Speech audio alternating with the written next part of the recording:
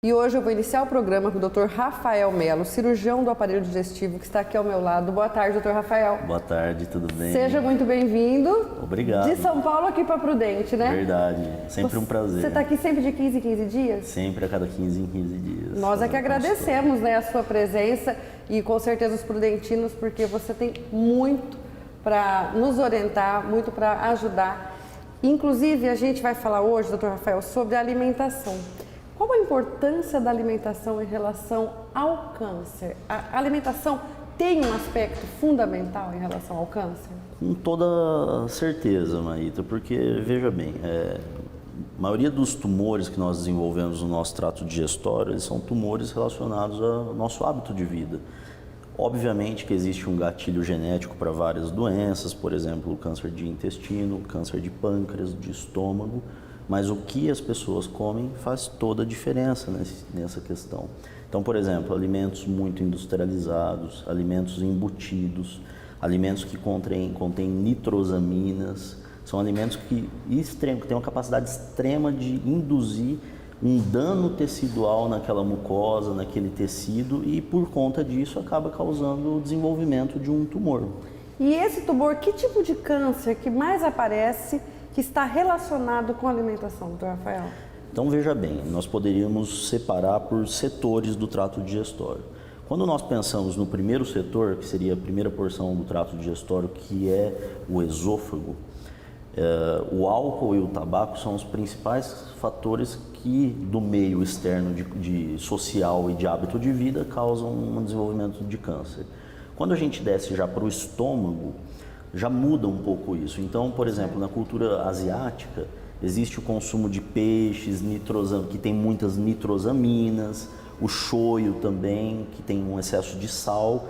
Esse tipo de alimento pode induzir o desenvolvimento de um câncer gástrico. Por isso que é muito mais comum até na população asiática. Então o peixe também entra nessa... Também se consumido em excesso. Em excesso. Veja que o equilíbrio é necessário. Quando a gente passa para o intestino grosso como um todo, os embutidos são os alimentos que mais induzem o câncer, o surgimento do câncer de cólon e de reto. Doutor Rafael, e quando se fala no refrigerante? E aí? Sim, quanto a bebidas, obviamente que as bebidas alcoólicas podem induzir diversos tipos de câncer, fígado, pâncreas, via biliar, estômago, mas o refrigerante também contém inúmeras substâncias, por exemplo, os refrigerantes que têm sem açúcar, mas que têm o adoçante, também existem estudos que relacionam com o surgimento de câncer, além do pH, da quantidade de sódio, do processo industrial que foi envolvido. Então, pensando na questão saúde, né? O refrigerante, o convencional, ele é menos nocivo do que o zero, do que o light? Não necessariamente pela seguinte razão: o açúcar em excesso que também é um fator, por exemplo, para o paciente desenvolver uma gordura no fígado, para o paciente desenvolver uma diabetes, para o paciente desenvolver uma obesidade, que acaba sendo fator de risco para outros tipos de doença e cânceres também. Então, na realidade, o refrigerante como um todo não é uma boa bebida, um bom alimento. Então isso não é nada mito, né? Verdade verdadeira. Com toda razão. Água é a melhor opção. É a melhor opção. Água, sucos naturais, né? Bom, fala um pouquinho pra gente, doutor, essas doenças que se transformam num tumor digestivo. O senhor faz muita cirurgia robótica, né? Exatamente. E qualquer tipo de doença, qualquer tipo de câncer pode ser tratado, operado com a cirurgia robótica? Maíta, tudo depende da avaliação individual daquele paciente. Então, todo paciente que chega para nós no consultório com uma doença oncológica digestiva, nós vamos avaliar ele, vamos fazer uma coisa chamada estadiamento, que são aqueles exames necessários para o diagnóstico e para entender aonde que essa doença está.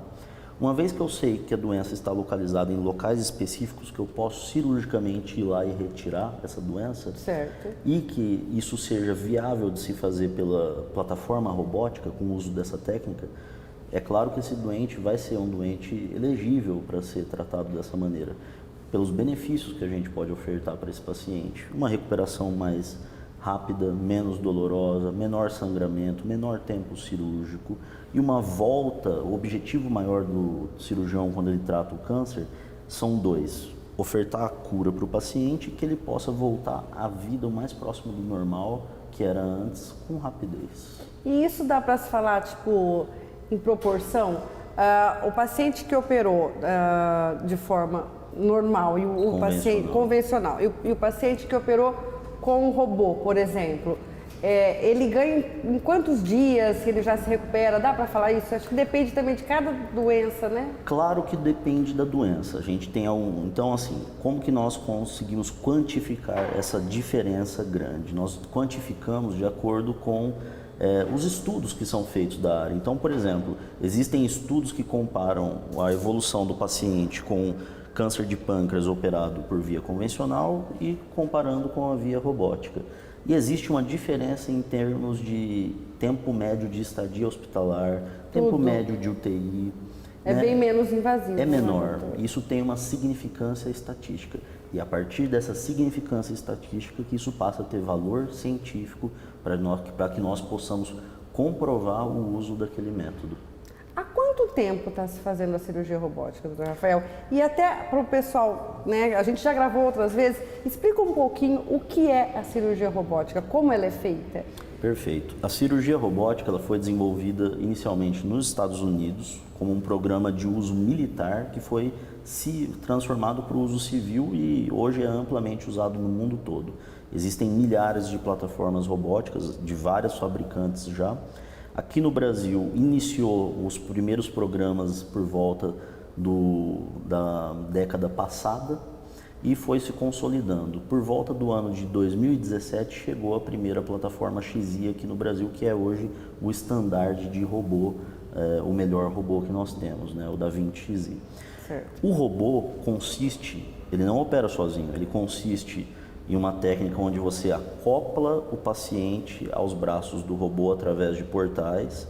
Nestes portais nós colocamos as pinças de trabalho e a partir dessas pinças de trabalho o cirurgião opera usando um console onde ele tem uma visão em 3 dimensões e uma agilidade destreza. Consegue chegar mais também, detalhes, muito mais? Você enxerga detalhes, você tem um controle situacional muito maior. Olha. Então, é assim que o cirurgião opera, com uma equipe, obviamente, Sim, ali ao lado do paciente o tempo todo. E essa questão da visão que você falou é muito importante, né? Muito importante, porque existem locais no corpo humano que são apertadinhos e é difícil de chegar ali. Então, a visão 3 dimensões, a visão aumentada, os braços do robô, as pinças conseguem chegar nesses pequenos pontos. Olha só. Bom, mais uma vez eu quero agradecer a sua participação. E antes de nós encerrarmos, frisa, doutor Rafael, para quem ligou a TV agora, a importância de uma alimentação saudável, o que deve ser evitado e o quanto faz mal, né? Essa alimentação desregrada, muitos refrigerantes, embutidos, a falta de prática de atividade física.